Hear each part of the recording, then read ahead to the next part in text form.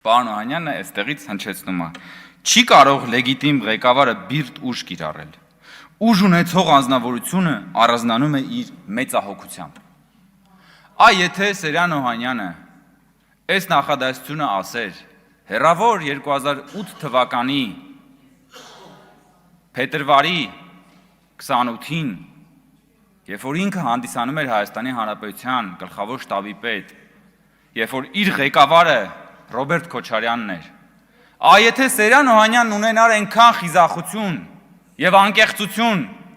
որ 2008 թվականի այդ հեռավոր փետրվարի 28-ին մտներ Ռոբերտ Քոչարյանի կաբինետ եւ ասեր. «Պարոն Քոչարյան, չի կարող լեգիտիմ ղեկավարը բիրտ ուժ կիրառել, ուժ ունեցող անձնավորությունը առանձնանում է իր մեծահոգությամբ»։ Գուցե, պարոն Օհանյան, դրանից ընդամենը 1 օր անց 10 մարդու Երևանի կենտրոնում ձեր իշխանությունը չգնդակահարեր։ Բիրտ ուժը դա է։ Եվ այդ խիզախության մասին ձոնը կգնաք կկարդաք Ռոբերտ Քոչարյանի ականջի մոտ։